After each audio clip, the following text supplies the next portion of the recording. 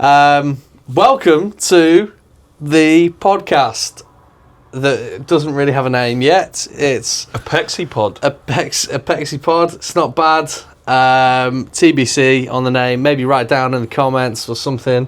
That's something that people say sometimes. But yeah, again, don't really know what we're going to talk about. We're just going to talk, and then hopefully it's going to be something to cut up into a podcast. I think we should start by talking about... he's up there. I've moved the angles. He's taken the camera completely out of shot. I think we should start with talking about where we started. Where we started. So basically, from our youth, how we became friends. Ooh. Yeah. And then I think we go from there up to present day. Present day. Okay. So the people understand APEXIA. Because ultimately we're not just a company. We're two idiots. Two idiots, sure. Two idiots. Just trying a thing. Just trying to get by life, We're just trying to do a thing, get by life, and realising just how hard that is to just get by. But also, we do some incredible things. We do. And we really have done some incredible things yes. that not a lot of people know about. No, it's true. If you see us from the outside, you probably assume that we're just this two guys just doing a silly company. But it's actually, we've done some interesting stuff. But that'll come later. It's true. Yeah, we do joke. But to be fair, we do have the capability to pull off some pretty incredible things. When the going gets tough, we certainly pull over the line every time. Do you know that song? When the going gets tough, yeah, but surely. Tough gets going. Oh, probably. No? I don't know. God, youth of today. Right. Well. Anyway. Okay. On that bombshell. So where do we start? Well, if you can not destroy my Chelsea football, that would be great. I feel like it deserves it. It does deserve. Can we put this out there that you've robbed the ball? We'll tell you the backstory and then we'll start from the beginning. But this is the 23-24 WSL ball. There you go. Stolen. It was my last game at Chelsea's King Meadow Stadium, where what was her name? Emma Hayes. Emma Hayes. It was also her last game. And Fran, the little rocket I call her, booted it off pitch. Little rocket. She's a rocket. As soon as she gets the ball, she goes. I don't like football, but it's incredible to watch that. And yeah, she booted it off the pitch, and then I ended up with it. So this is a official game ball. It's not one that you would buy anywhere. And yeah, basically it hit the van, and I was like, throw that in the van. Yeah, that's good. And I kept it. So it's just a memoir. That was just a memoir. Worst. There you go. That was the worst rig I've done at Kings Meadow. We done an entire outside broadcast. I might actually have a little clip here somewhere. If I do, I'll throw it in. Ooh, clip. But we were in a gazebo. Like, we set up an entire broadcast in a gazebo. We had like Terry Chu doing all the sound. Everyone, it was incredible. So Kings Meadow, what a place. Thank you very much for the ball. There's a ball, which is for sale if anyone's interested. It's got too much memory to it to sell it. But everything's got a price, so get in touch. He's always trying to sell. Always. It's never to the right people. But yeah, cool. Just checking that's still on. Yeah. So let's start back. Armour 3. Armour 3. Wow. What a game. I mean, if you know, you know. If you know what Armour 3 is, then you'll know just how incredible of a game it was. Summarise it in 3 words. What's that? Buggy. Say that again. Fun. I want to say realistic, but it's not. It's buggy. It's fun. It is classic. There you go. I don't know how you would describe it, but brutal army simulator. There you go. That's better than mine. So for context, Armour 3 is this like open world. You build your missions. It's an army simulator. It was always meant to be a army simulator, and then a group of people come about and they decided to create a game mode which is quite popular now. Cops and Robbers, essentially. Yeah. It was called Stratus Life? Something like that. One of the islands. Yeah, it was something Stratus Life, I think. It's like role play, wasn't it? It was role like play. role play. So basically, you start off as a civilian with no money, and then you've got to work and get clothes and guns and everything else, and then you choose your path. You either become a cop or a robber or a rebel. I chose to become a cop and follow the rules and the law and enforce them. Chris chose to be a robber. Which, you know, look at him. I'm not shocked. Do you know what I mean? It's criminal over here. Criminal. But he chose to be the robber. So we were like sworn enemies on the game. Hated each other. Yeah, hated him. I always knew when I saw CRS joined the game, I always knew that the bank was about to be robbed. I'd always make my way across the map and just be stationed ready for it. And then you'd hear, like, you must have been, what, 12 at the time? Yeah. I did this. I can only describe it as a squeaker. Yeah. This squeaker, like, and I was like, oh, there he is again. Maybe I was, what would I have been, like, 16? Maybe younger. I don't know. Yeah, you were obviously 15, older than 15, me. 16, something like that. But yeah, you were at a point where your voice had turned into a real voice. A real man. I was not at that point in life yet. So there was a clash there. We didn't get on. We didn't get on. He was a pain in my backside. Still are. Still are. Yeah. But more so then, and yeah, we just didn't get on. But it was okay. Basically, where did it change? It changed. So the guy that owned the server was a Russian guy. We only knew him by the name of Stranger, which is like wild. You know, you're like 12 and 16 playing this online game with Stranger. It was very weird, but we become assets to him because I could texture the vehicles and add stuff and whatnot, and Chris could code. So we both individually become assets while still hating each other, and over time we both kind of went, hang on a minute, let's cut out the middle, man. Let's get rid of Stranger. Let's give this a crack ourselves, as we do with everything in life. It is true. And then we basically fell out with Stranger, decided to create our own life server.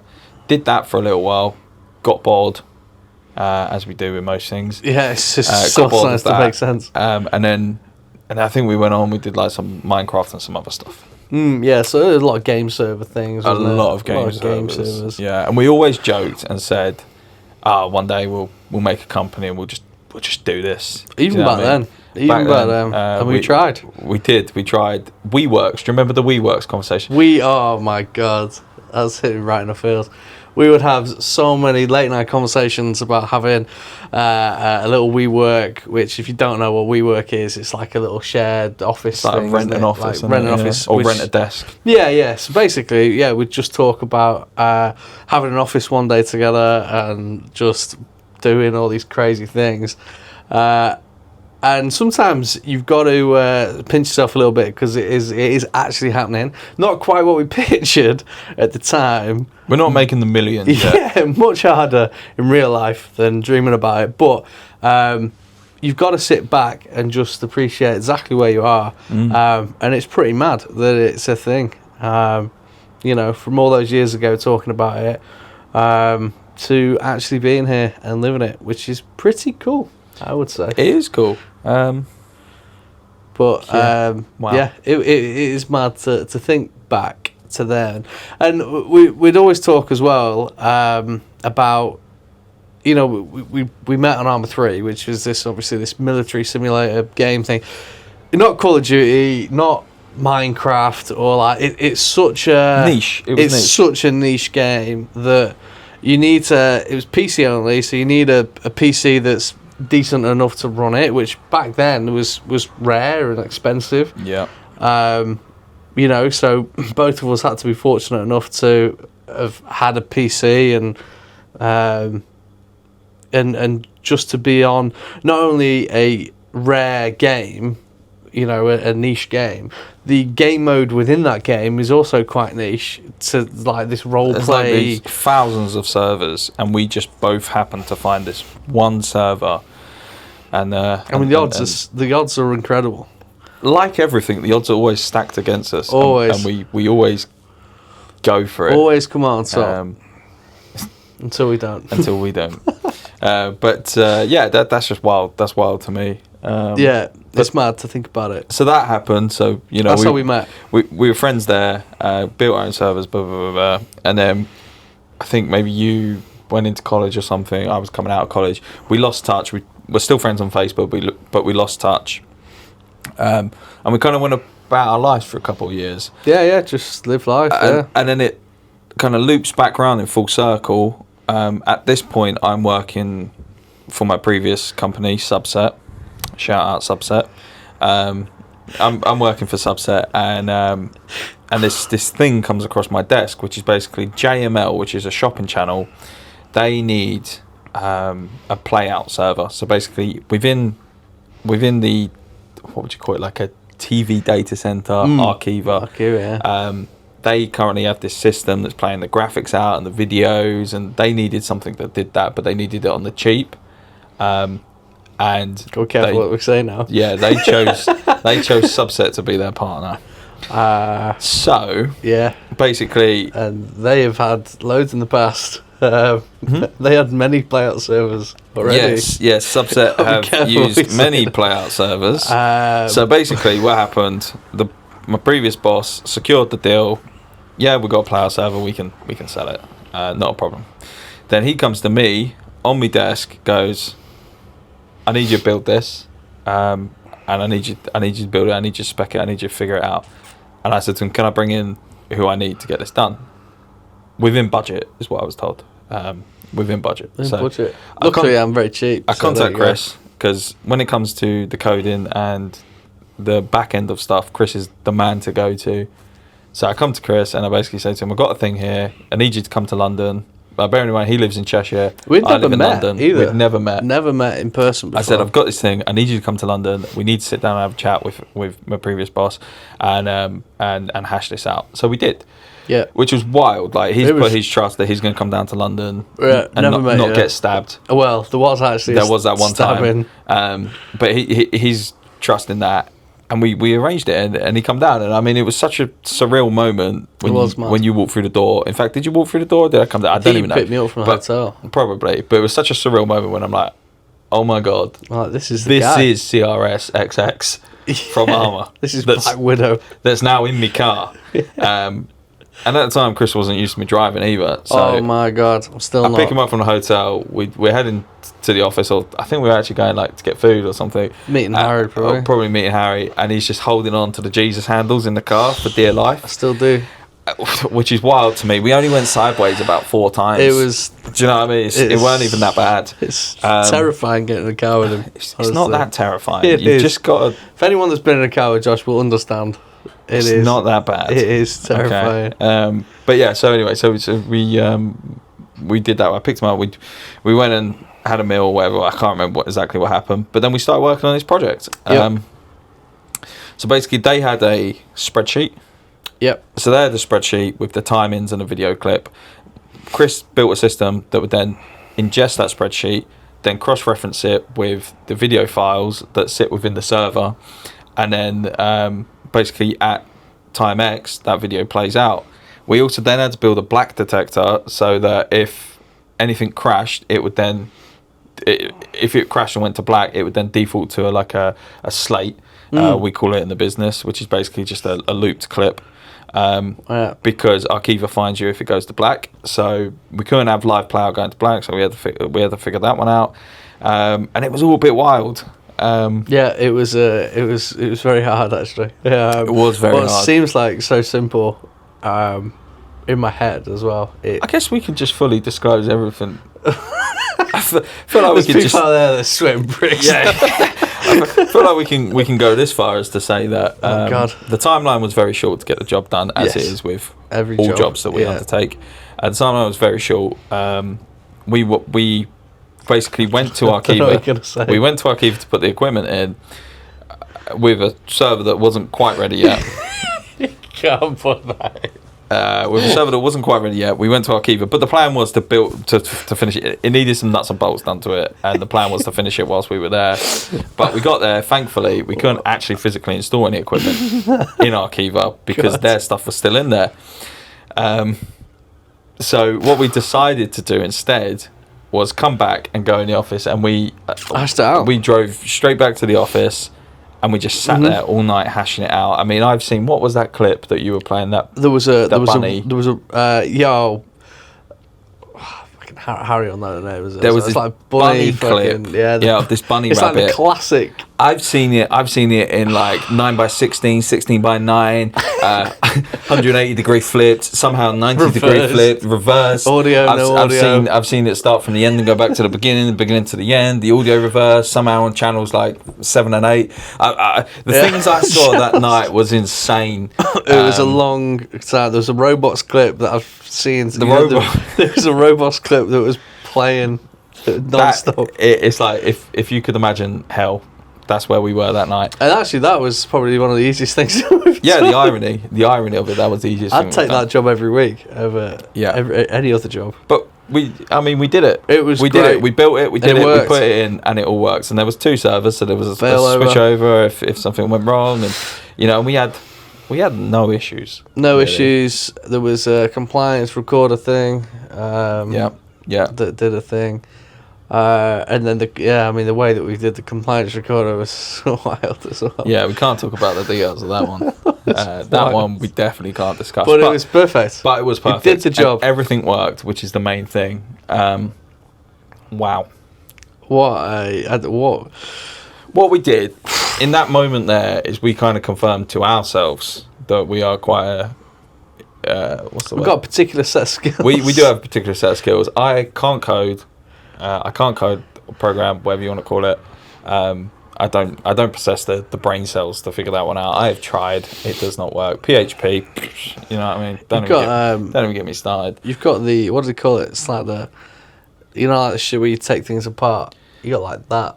I have You're that. like that level on the spectrum, mate. I'm there. You got that engineer brain. Yeah, engineer or stupidity, I'm not sure. But I can take something apart and figure out how it works and put it back together. That's basically where I sit. You can put it back together with spare bolts. And it still works fine. So you actually improve the design. Any engineer out there will tell you that they always put extra bolts in that you don't need. Yeah, and weight saving is what I'm doing. Do you know what I mean? When you take your seat out of your car to get underneath it and you put it back, normally it's 4 bolts. You only need 1. You only need 1. Just 2 at a push. Just tighten it. Yeah, and finger tight. Always finger tight. But yes, so that's we kind of proved to ourselves that we can work very well together. And then from there, it just kind of like it started spiraling. And more jobs would come in through the previous company subset. What have we done in our time? We've done shop fitting. So we've been to NEC in Birmingham. We've kitted out a couple of shops there. We've put CCTV in. We've put internet in, phone lines, all of that sort of stuff. We've done. What was the one in Birmingham Town Centre? ICC. That was a great one because we went there. Then we went to the Mailbox, which is like a food court with a cinema. Yeah, that was good. Went to Miller and Carter. Yeah. Done like 150 quid in Miller and Carter. Then we went to the casino across the road, won the money back and got some. the money back, baby. So we got $3 million. What a result! That's where the gambling problems started. That's probably where it started. Oh god!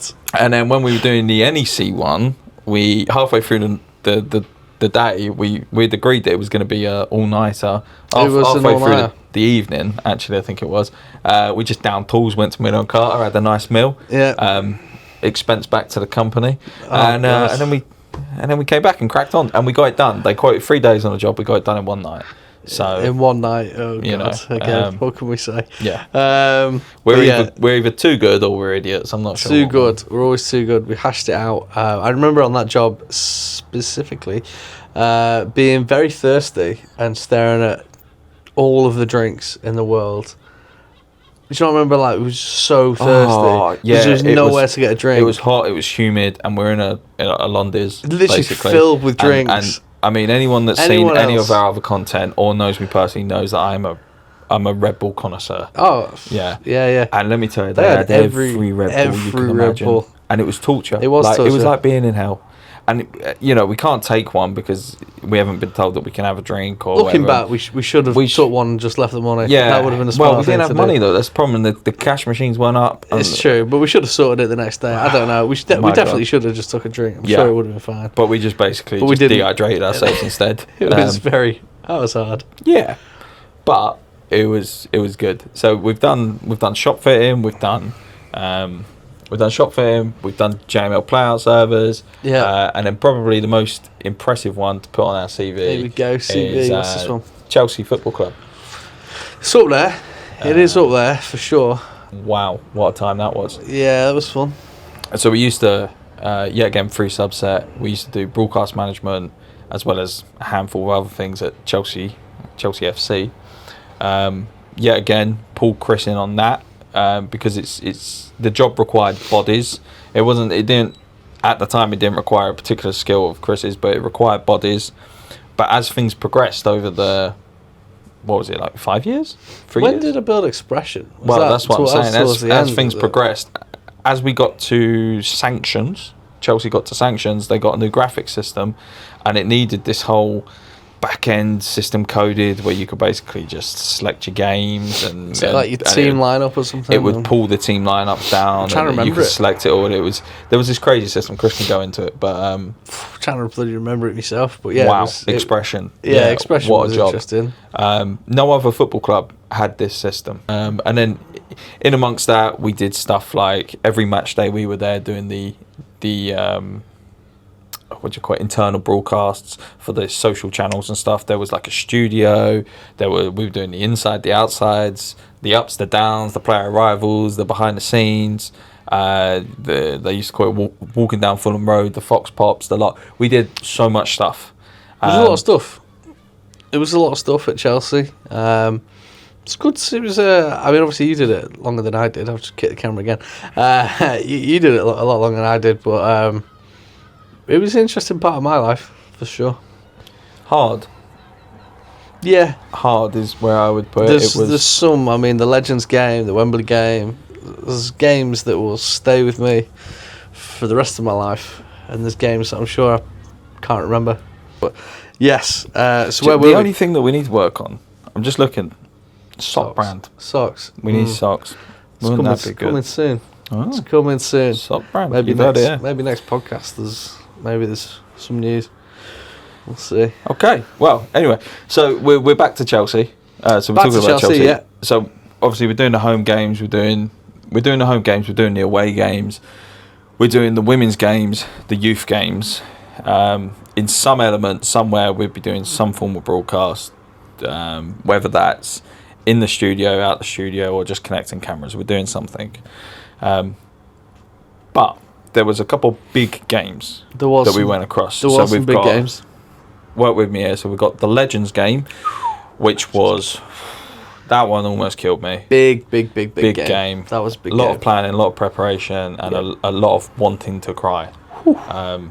Is how I'd describe that. Say. Then we had the Carabao Cup final, the first one, which was Chelsea-Liverpool. Yeah. For anyone that doesn't know, Chris is a big Liverpool fan. Yeah, love Liverpool. Basically, glory hunter. Glory hunter. But he's a Liverpool fan. So there was the Carabao Cup final. Yes, that was hell. Then was the other one the Carabao Cup final as well. That final one that tipped us over the edge. That was that, wasn't it? No, I've done two. Oh, I think you've done... Oh, I've done two. He's done one. I think you did maybe the FA... No, I done a Carabao, so I think you done the other Carabao. I probably... Yeah, because it would have been two. Was one the FA Cup, though? No, I'm pretty sure it was Carabao. Maybe. I'm sure it was. I'm not sure, but it was definitely... it was at Wembley, and it was Liverpool versus Chelsea. Obviously. But yeah, that was hell. And it was really sad for me as well, because I pictured going to watch Liverpool and Chelsea. That's how it was pitched to me, actually. This is the Carabao, though, isn't it? The last one. Yeah, it's like the FA... I don't know. Did you do Legends with us? I did Legends, yeah. So maybe we start at Legends. We start Legends, sure. Legends was first. Legends was legendary. It was legendary. So what was Legends? Because it was basically... It was a charity match. Yes, it was like Chelsea's legend squad versus... Who were they playing? It was like Bayern Munich or something. Someone like that. And I remember there was like Ashley Cole there, John Terry there. Ran out of names. I don't know any other footballers that were there. There was a guy that took his shoes off and gave them to someone. What's his name? Zoe something. Anyone that's a Chelsea fan would know. I've got no idea. But I feel bad for not knowing. That one was wild. So basically, It's all right. I'm not sure how much I can go into it, but basically, Chelsea wanted this whole broadcast put on a budget. Shock. They didn't want to get a truck in to do it. They didn't want to bring a truck in to do it like you would normally, or even a small OB. They didn't want that. So they basically ended up saying to us, do the broadcast, do it cheap, we don't care. So Great. we ended up hiring in a ton of kit, running SIMT, like this is a cable connection with fibre and power built in. Really The big box cameras that you see, the big cameras with the big lenses, doing all of that, setting them up in the high positions, the low positions, and everything. It was just incredible, wasn't it? It was a big rig. It was a hot day. Yeah. And they basically had us running around like headless chickens. We had one day to rig, and then the game, and then to take it all out. We had to convert the on-site gallery into a full TV production gallery. It used to be one. It was then ripped out and turned into a small gallery, and then we had to reconvert it. It was this whole thing. It was just a bit incredible. I don't know what else to tell you apart from it almost killed me, and like it takes a lot to get me to that point. But I'm running around like a headless chicken. It was hard. I felt like I was bleeding out of my eyes. Every time. Don't think we slept either, which probably didn't help. And then Legends. I think that was, to be fair, it was at the time probably the hardest job. Looking back, it's now further down the list. Yes, but it was still hard. It was a dig deep moment, and then basically what they did is they then looked at that for the one that you attended. They looked at that and went, well, how can we make this better but cheaper, essentially?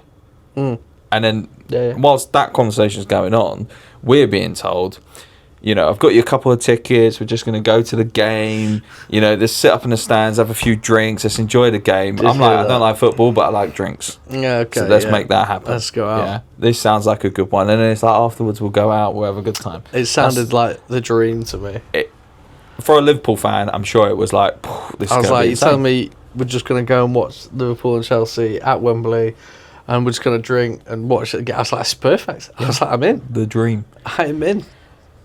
Flash forward to kickoff. Kickoff comes where I would have been buzzing with a pint. Well, not a pint, you can't take a pint in the thing, but I was actually just crawling inside the van.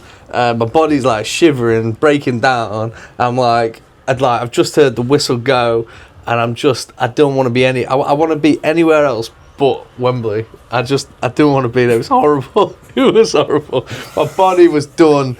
I had nothing left. It was shutting down.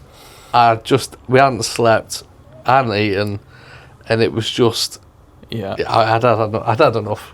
So we bounced back a week before that moment. That's when, I think it was about a week, that's when we get there. Okay guys, we're not going for tickets and drinks. Yeah. We're working it. Yeah, we're going to be working. It's only going to be a small production. Yeah, we're like, okay, what's the production? It's going to be a full pitch side presentation, a full tunnel presentation, a full presenter gallery presentation or commentary gallery presentation. There's going to be like PTZ cameras there. We're going to have lock-off cameras. We're going to have wide cameras. We're going to do full running commentary there. Dante networked a lot. And I'm like sitting there and I'm thinking, hold up. What do you mean this is going to be a small one? Yeah, it sounds Let me quite tell big. you, it was anything but small. And there's three of us. Yeah. So we're not ready for it, but we've accepted our fate. You know, it is what it is at this point. Mm-hmm. You know, we're there. What was it? A day before the game. We load up the van. We drive to Wembley. We get in. We start getting all the kit out of the van, right? Because basically the plan was that we've got just a normal transport van, and we're going to convert it into a basically an OB. Yep. And then we're going to take those feeds and everything that's going on in that van, and we're going to send it via BT NEP. We're going to send it back to Stamford Bridge, where they will then cut it up and then send it out. That's the plan. That's how it should work. Which sounds like a great idea, and it doesn't sound like much work for us. But then Liverpool turn up, yeah. with like 3 trucks, 2 OBs, 1 tender, a team of about 16 people, putting on the same production that we're doing. And there's 3 of us, and there's 16 of them. Yeah. Wow. Yeah, right. It was a bit mad. For context, the riggers that were there to do the big OB trucks for like Sky and everyone else, the riggers were looking at us and saying, oh, I don't want to beat you guys. They were right. That's how bad it was. They were right. Everything was falling apart. I think you wasn't with us for the initial unload, was you? You came down a bit later on. So I drove to Wembley the night before. I think that's after my frantic call to you. Because did you call me when I was at home, or I feel like you called me. You called me when I was at home, and you were like, "We're still here, whatever." I was like, "Well, I'm gonna head down soon," so I started heading down, and then I was probably a halfway down, and then you phoned me. I remember because I just pulled in a services or something. You phoned me, and you were like, "Well, you're gonna have to just come straight to Wembley." Because like we're not done, and we're like, there's so much left to be done, and we're not like, it's basically we're not leaving. We hit about 1 million hurdles that slowed us down. So at the time it was actually just 2 of us, wasn't it? It was just me and Harry. Yeah. And we hit about 1 million hurdles, whether it was dirty fibre, broken cables, whatever it could be, kit not arriving, it could be anything, right? We hit every hurdle that you could possibly imagine. And it got to the point where it was maybe 10 o'clock at night or something like that. And I'm at Wembley by myself. I've actually taken a picture somewhere, I've got it, of the lights being turned off. And I'm still in the commentators gallery rigging. Yeah. Right. And I just remember, like, Harry's had to go back to Stamford Bridge because they got problems over there. And I'm rigging on site. And I just remember calling Chris and being like, I'm just going to need you to head here. Let's go come straight to Wembley. Because at this rate, we're not going live tomorrow morning. Yeah. And it's one of those moments that you really, like, it really hits you because you're like, oh my God, we're actually going to miss this. We're not going to go live. There's one thing about broadcast, you always go live. And we were just like, I was like, we're not going to do it. We're not going to make it. And it was genuinely terrifying. Not biggest game, but big game. Big game. Yeah. And you don't want to mess that up. Yeah, it was big. So, long story short, I continue working. Chris comes down. Chris meets me at Wembley. You met me at Wembley. Yeah. Midnight, was it? Well, you met me just before. That was the problem. Yeah. Yeah, you met me just before, and we had to go to Stamford Bridge to go pick up a little bit more kit to bring back. Fine. Leaving the van. You all right, fellas? Can we get back in when we come back? Yeah. No worries. Awesome. We go up to Stamford Bridge. We load the kit. We come back to Wembley. And we go to walk in, and because it's past midnight, accreditation's kicked in, which means that if you don't have a piece of card with your picture on it and your name, you're not allowed in. Okay. Right. So I'm now standing there. I had a Glen sound box, a microphone, and I'm like, just shifted I need to go put this in from the van. So we've walked probably a couple hundred meters. No, more than that. Oh, it probably was, yeah. Yeah. And we were like fucking up the stairs at Wembley or whatever, all the way to reception. We've got all this kit, and then to be told you can't get in, you need accreditation. Okay. When does accreditation open? Oh, it's like fucking 8 or something. 8 a.m. 8 a.m. Kickoff's at like midday. Great, so we can't. 8 a.m. We're hardly finished rigging, and it was just like I don't know how to describe it, but it was basically we're there at midnight. We need to be back on site for 6. I think we managed to figure it out to be with 6 a.m. So we were there. So we're there at midnight. Anyway, long story short, so we leave Wembley, and I think we just drove back to mine, didn't we? We did. Or did we go to Stamford Bridge first? No, because we'd already been Stamford Bridge. I think we went to yours. I think we went to mine. We didn't sleep. Because, basically. I don't know, Harry was at Stamford Bridge, and I know that he was trying to sleep on the sofa. Yeah. And the security guy keeps walking or whatever. But, I mean, look, that's... Yeah, that was brutal. It's the job that needed to be done. It was brutal basically. For all of us. It was. Yeah, we all endured hell on that one. Yeah. We have forgot another game that was quite important, but I'll go and say Soccer Aid, definitely. Soccer Aid. Yeah. But that one was brutal. And it was just hell. And somehow, by some miracle, and I really still to this day don't know how, because I was a zombie the next morning, but we made it. We went live. We had no technical issues. The production was the biggest production that I think we've ever put on at Chelsea as well. Which, it was considering it's a small one, it was a big one. With three of us. Wow. Just wow is the only way it's the only thing I can say. But we managed it. We always do. We always do. We do, and that's the problem. I don't know how, but we always pull it off. It's because we don't, we won't sleep. Just got the minerals. If the job requires us not to sleep, we won't sleep. Yeah, you've got to do what you've got to do to pull it off. That's the bottom line. And we always do. So we did that, and then the final before we gave up that work was... Was it gave up? Well, not gave up, but before we started this company, and we gave it up. Sure. I guess. Yeah, things change. Well, yeah, Soccer Aid, wasn't it? I think at that point I'd given up. Yeah, well, Soccer Aid. Stopped caring after the first one. Well, you know. So. But yeah. Soccer Aid stand for bridge. Soccer Aid was big. That was amazing. Loads of famous people there. Robbie Williams. What's his name? Loki. Tom Hiddleston. Yeah. Sure. He was there. Sam Thompson. They were all there. There was so many people there. I mean, I don't even know who Mo Farah is. He's the one that runs fast. Great, you've hit that on the head. He runs far. It was full of loads of celebrities. It was great. Yeah, the rig for that wasn't too bad. The rig would have been okay. Well, yes, but at the time, one of the we were doing a data center move from South London to North London that had to be done that night because they were closing and turning off that data center. And for some reason, beyond me, I don't know why, but it was decided that we were doing it that night. Yeah. Anyone that's driven in London knows that it takes you 2 hours to get across the water, right? We racked up about £400 in fines going through a bridge that we weren't allowed to go through in a van because it had to be done to get the job done. I'll never forget it. Just go through it. Just go through it. So we racked up like £400 in fines. We moved all this equipment across. You know, the whole thing went across, and then server didn't work. This is for context. This is in the middle of rigging. Right in the middle of Soccer Aid. Right in the middle of rigging Soccer Aid. So we've gone. We're doing this data center move. We get all the kit into the new data center. We start building it. You know, me and Harry are hashing it out. We start turning on the servers, and some of them just did not want to come back to life.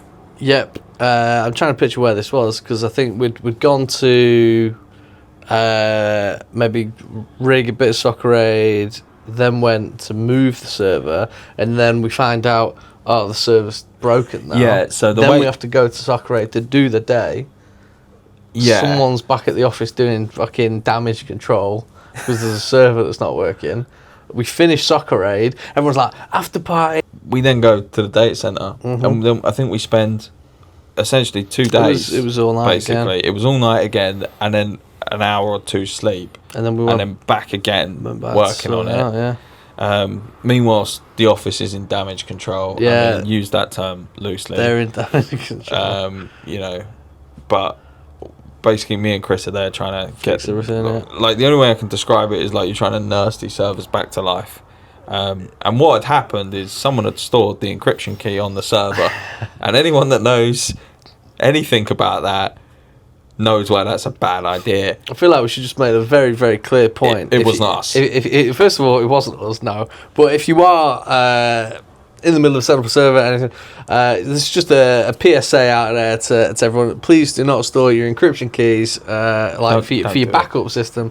Please don't store them on the server that would need backing up in said situation, because that is basically what caused this whole issue turning into a bigger thing. And then there was more problems of it took us hours just trying to fucking boot an OS onto the server just because no one had a Windows machine.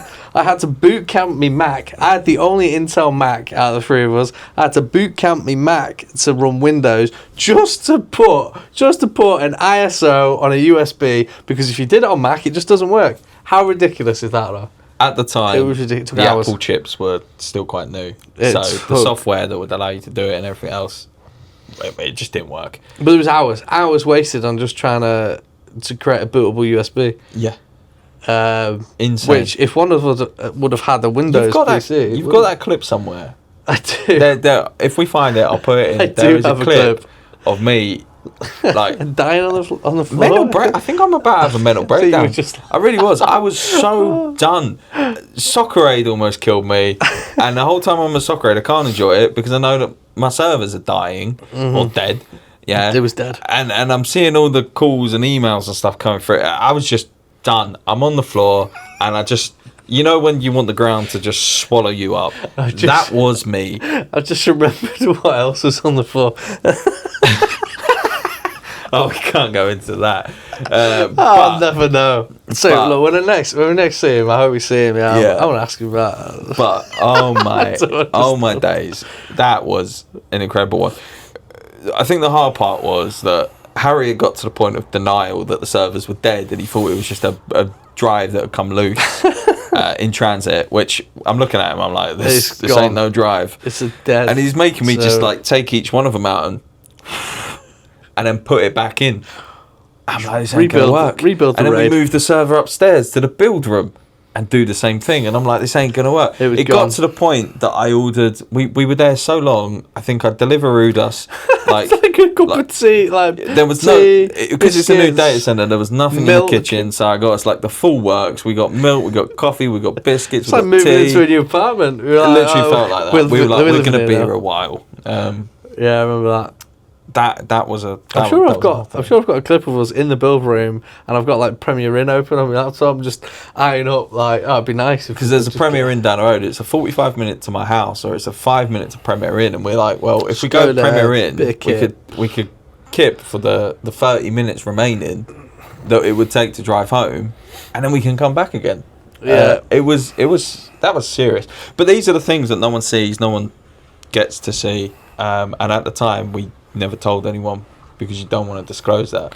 Yeah, it was you know, we'll say it as it is. But that's what happened. And then at that point, I think it's fair to say that we'd come to the kind of point where we were like, if we're putting in this much work, this much graft, why don't we do it for ourselves? Yeah, I mean, I'd been doing it for myself for a bit, but it's not the same. And obviously, we've always wanted to do something together. But on the what you were saying before, when you were like, oh, it's hard when we were doing all of the rigging and stuff, and it was like for someone else. It's hard because there was like, obviously we said it was 3 of us, yeah. We really got on. And it was such a shame, because like even the little things like we're driving to Stamford Bridge or whatever, then when we're all talking, we're all getting on, we're going nights out. It was such a cool bromance. It was. I really got on. And he would put in, obviously being the owner. I know he would put in more somehow than what we were putting in, and that's why, you know, the respect. Yeah. Where like you saying, oh, it's hard that we're going and putting it in, it's not for us. But I think the reason that we did that is because he would, for him, you know, that he was putting in more somehow. I don't know how, but he was like bleeding through his eyes as well. To set the record straight, it's like leaving Harry was like the hardest thing that I've ever done. There you go.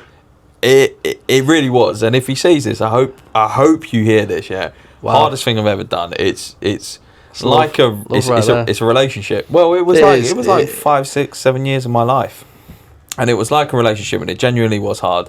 And making that call was painful, but I've always wanted to move up north, and opportunities started coming up, and it made sense to do it. Yeah.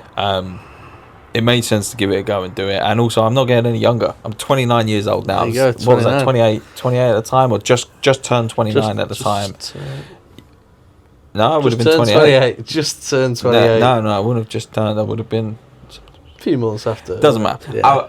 I'm not getting any younger, right? And I was like, I'm looking at it and I'm thinking, right, I need to, you know, if I don't do it now, I'll never do it, and it needs to be done. And yeah, leaving was it was very hard, very tricky. We didn't leave on the best terms, which is sad. And for a long time, even now, I miss what we had. I miss what the three of us had. I miss because the me and Chris have got our own thing, but he always brought something else to the table. I'm not sure what that was. It was a different I still thing. don't know what that was. It's like you've got us two, but as a three, it was like the three of us, and we're all on the same level. What's that phrase, like formidable force or something like? It's just the same way that we've got the ability to fucking just to do what's needed, and we work the same way. He was the third part in that, and you don't meet many people these days that are on that level, and together we were all just, I don't know. I really enjoyed the time, and a bit like what we say now is it's not about the work, it's about the people that you work with and things like that. Like at the events that we do, it's the people are fantastic. And to be fair, it was probably the same there, where the work a bit shit sometimes, but it was the time it was the time. It wasn't just Harry. It was awesome. Like, you know, you've got the whole team there. You had the camera operators, you had the sound guys. I mean, Peter. If you ever see this, I love you, Peter. It's true what you were saying about the people, 100%. You know, we had that team there. They were fantastic. They were great people, and they really did make it all happen. Even when Bring the Noise turned up, when Bring the Noise turned up, Tony Perry and all of that, they brought this whole vibe that just worked, and everyone loved it. Yeah. And then we've got the same here with the Foo Fest team. It's like great team. Working with those it's just lovely. It's a nice vibe. It's awesome. You know, you're going to see it when we release our vlogs and stuff. You're going to see these people. You're going to see the behind the scenes, and each individual person has their own so cool characteristic and stuff. You know, whether it's someone ramming the camera in their face or whatever it may be. Everyone's individual, and I love that. Yeah, I love them all. They are awesome people. Obviously, we love working with them, so that's brilliant. And I hope going forward that we work with them more. I really do. Long may it continue. But long may it continue. I mean, from there, I mean, we're just glossing over some things. He did a little bit for Netflix. He did some stuff for Disney. Yeah, I don't know how much. Just glossing over. I don't know how much I can go into that. That's why I've glossed it. Just glossing over, but just name dropping. You know what I mean? Dabble with a little bit of that and a little bit of this. There was Daniel Ashfield. Daniel, how can we forget? Daniel Ashfield, the OG. Big construction YouTuber based in London. We love Daniel. And he is a fantastic guy, and he's in front of the camera. He's great. Behind the camera, when cameras are switched off, is even better. Would you say somewhat of an inspiration for you to, you know, you said it was hard leaving the old jobs. Would you say it's almost like an inspiration to make that final jump? Some of the things he was saying. I think the things that Daniel would say would definitely resonate with me. You know, and hopefully Harry doesn't go and kill him now. But I'd say that his words, he's a big man. His words and inspiration that I think he on both of us though. You know, imparted on both of us. I'm sure both many of us other working people with as him well. and stuff. The inspiration and the words that he imparted with us, I think definitely helped make that jump, and it doesn't help as well that we listen to a lot of Bugsy Malone, who's always talking about you know, inspiration and being inspired to do stuff and whatnot. Tell you what, on the off chance Bugsy Malone ever watches this, we would love to work with you. Or just meet you. To be fair, you know, I've got Fortitude in my bag and it's leaked everywhere, but you know, we've got some here. We've actually got some Fortitude here. Please, if he is watching. Yeah, exactly. I mean, after all that, I mean, our first job really is APEXIA first main job was to create the lighting install for Illuminate, which was again probably at that point that was the hardest thing. It's like every year, every job then becomes like even harder than the last one. I don't want to go too much into that though, because I feel like Illuminate needs to be its own podcast. Illuminate is that's how big of a deal it was. There was so many we hit every trial it's and true. tribulation that you could hit. It's true. Just thinking about it now, I could talk about it for another hour. Yeah, it hit hard. We had to learn so much in such little time. Mistakes were made. Financial mistakes were made. Mistakes and financial mistakes. Financial mistakes and mistakes. But the important thing you got to take away from that is big lessons were learned. We grew a lot as people. As you do. But also we acquired a lot of knowledge through that I'm sure will progress onto a future job. Yeah. It was crazy. What we built was unbelievable. It's crazy because we always get in trouble from our missus saying that we always get in trouble saying that we just we'll pick a hobby and then we'll drop a hobby and we'll pick something else up and then we'll drop it. And one of them being that we decided we were going to create a fully autonomous smart remote control car. Yep. Which we never got round to, but more so because at the time I was living in London, Chris living up here, and we just never got it done. Yeah, but we started building it, and we started getting it to very basic drive and have like headlights, indicators, dip beams, high beams, the lot. We started working on it. Anyway, long story short. Okay. Whoops. long story short. That little bit of experience that we learned across those weeks is what allowed us to move forward on the light creations. Yeah. So by learning, don't take anything for granted. By learning a small piece here can inspire you to do a big thing over here. And never bet against yourself either. Yeah, never. I mean, like you say, it's funny that we're messing about trying to build this remote control car, which to anyone else, it's like why are you wasting your time doing that? And then all of a sudden we're building this insane one-of-one lighting installation that the only reason we have a sort of an ounce of an idea on how we're going to build it is because of the knowledge that we acquired building a pointless remote control car. But there's so many things like that you've acquired your knowledge on your engineering side of it just through doing stuff that at the time seems so pointless or whatever, and then you're like, now it's critical information that we need to do the jobs that we do. So it's funny how life works, but I think I'd say it's a good overview. We've just hit the 60-minute mark, which is funny because when you see it's either going to be a really long podcast. It's going to be 5 minutes. It's a 5-minute podcast. Just know we've been recording for an hour.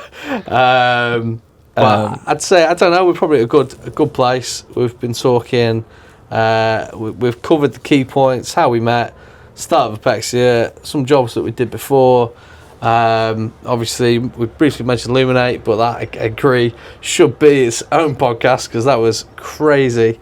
And there's obviously going into the Food Fest, there was a lot of crazy starts there. So that's the two should probably be a podcast of their own. But is there anything else to add? Not really. I think the main thing is keep an eye on our channel. Keep an eye because content's coming. Let us know what you think of this, the formats and stuff. The camera angles, I'm sure, are going to be wild. Yeah, it's going to get better. Like I said, currently you've got one camera mounted on two boxes, and then two Mac Mini camera boxes mounted on another box, and then the main camera, which is actually on a tripod. So bear with us with the camera angles. This was a bit of an impromptu thing. Yeah, it was very quickly hashed together with the kit that we've got, but we are going to fix it.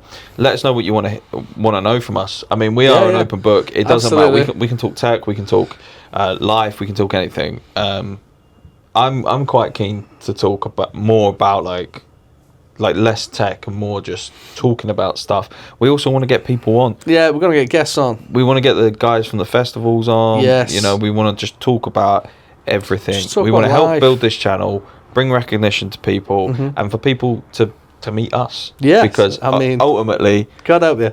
Yeah, ultimately, no one knows us. So yeah, it's true. Get to know us, ask the questions. Yeah, but I guess that's it. Yeah, so I think that is it. I mean, you can't do your transition from here. It's a bit far, but yes, no, I think that's the end of podcast, the APEXIA Pod Poddy Pod. Name again. Give us a name. Give us a name. We're going to call it APEXIA Pod, but it's definitely going to change. APEXIA Pod. It's the end of episode 1.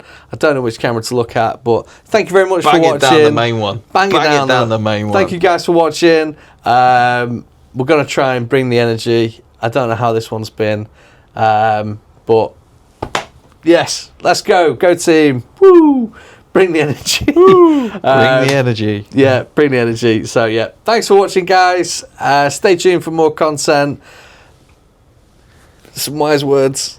Don't forget to like, comment, subscribe, ding dong the notification. ding dong that bell icon. Whatever that means. Whatever that we'll is. do that. We're saying this as if we're going on YouTube. Are we going on YouTube? We're going on YouTube. We're going on YouTube. Be You've on heard the it here first. We're going to be on the tubes. YouTube. So, see you guys there. Thanks again. Peace out.